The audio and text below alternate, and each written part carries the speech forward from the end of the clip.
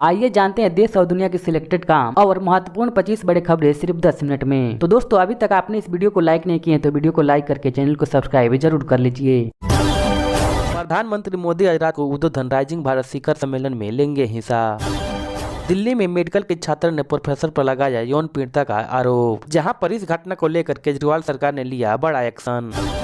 35 साल का रिश्ता तोड़ बीजेपी में शामिल हुए अशोक गहलोत का खास नेता खंगटा और इसी के साथ कांग्रेस छोड़ने की बताई वजह। यूपी के बधाई में 2 बच्चों की बेरहमी से हत्या, जहां पर आरोपियों को पुलिस ने एनकाउंटर में ढेर किया। लालू प्रसाद यादव की सिंगापुर में रहने वाली बेटी रोशनी आचार्य लड़ सकती हैं लोकसभा चुनाव। पुष्पा 2 के सेट से वायरल हुआ रश्मिका मंदाना का फर्स्ट लुक, जहां पर रेड साड़ी में नजर आई श्रीवल्ली। सीएम धामी बोले हेमकुंड गोविंद घाट रोड तैयार होने के बाद श्रद्धालु मात्र 45 मिनट में कर पाएंगे यात्रा। लोकसभा इलेक्शन 2024 में क्या बीजेपी सांसद वरुण गांधी को टिकट देगी सपा? इसी बात को लेकर अखिलेश यादव ने कह दी बड़ी बात।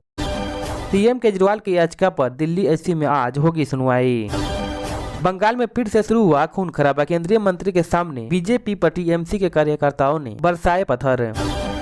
लोकसभा चुनाव के पहले चरण के लिए नामांकन प्रक्रिया शुरू। 19 अप्रैल को 102 सीटों पर होगी मतदान। भगवान बुद्ध के पवित्र अवशेषों को भेजे जाने पर थाई भारतीय समुदाय खुश से। आईपीएल शुरू होने से पहले भारतीय क्रिकेटर केएल राहुल ने अपने परिवार के साथ उज्जैन में भगवान महाकाल के दर्शन किए, जहां पर केएल राहुल के साथ उनके माता पिता भी मौजूद थे। लोकसभा इलेक्शन 2024 में स्वामी प्रसाद मौर्य और वरुण गांधी के लिए अखिलेश यादव के दरवाजे खुले। घर से ही वोट डाल सकते हैं बुजुर्ग और विकलांग लोग, चुनाव आयोग ने किया खास इंतजाम। आईपीएल 2024 में एक दिन के लिए मिलते थे 25 लाख रुपए। कमेंट्री में वापसी पर नवजीत सिंह सिद्धू ने किया बड़ा खुलासा।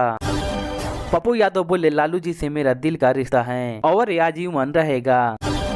आईपीएल 2024 से पहले नए लुक में नजर आए विराट कोहली, सोशल मीडिया पर इनका तस्वीर हुआ वायरल। अमित शाह बोले पश्चिम बंगाल की जनता राहुल और ममता को सबक सिखाएगी, हम तो 25 सीटों से जीत रहे हैं। पुलिस ने एल्विस के खास दोस्त समेत 2 लोगों को किया गिरफ्तार, जहां पर इस मामले में अब कई बड़े नाम आ सकते हैं। मोदी के खिलाफ टीएमसी ने आचार संहिता उल्लंघन करने की शिकायत, और वहीं पर टीएमसी ने बीजेपी पर सरकारी संसाधनों के उपयोग करने का लगाया आरोप। बेंगलुरु में अजान के दौरान दुकानदार को हनुमान चालीसा बजाने पर पीटा, जहां पर इस मामले में 3 लोगों की हुई गिरफ्तारी।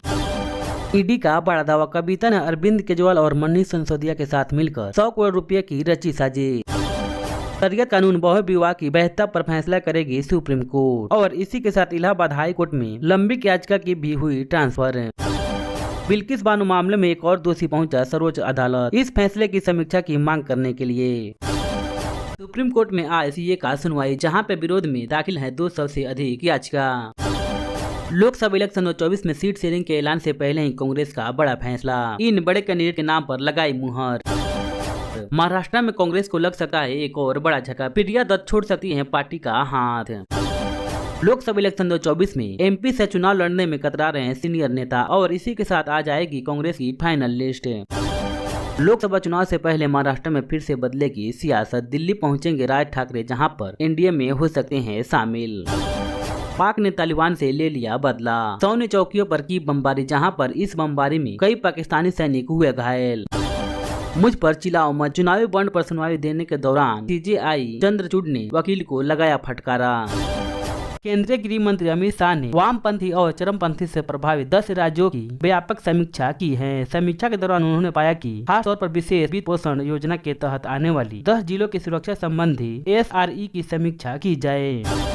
शराब घोटाले से जुड़ी मनी लॉन्ड्रिंग मामले में दिल्ली के मुख्यमंत्री अरविंद केजरीवाल की मुश्किलें कम होने के नाम नहीं ले रही हैं। दिल्ली की नीरस अकबरी नीति अनियमितता मामले की जांच कर रही ईडी केजरीवाल को 9वीं बार समन जारी कर पूछताछ के लिए बुलाया है।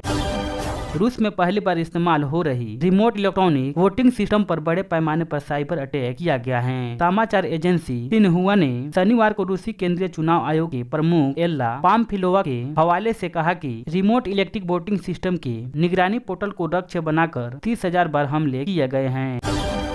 महाराष्ट्र के पुणे में एक शख्स ने अपनी पत्नी और बेटी को चाकू मारकर हत्या कर दी है। पुलिस ने शनिवार को बताया कि शख्स और पत्नी के बीच बहस के बाद पति ने इस अंजाम को वारदात दिया। इस घटना की जानकारी तब हुई जब आरोपी पति ने खुद पुलिस थाना आकर खुद को सरेंडर किया।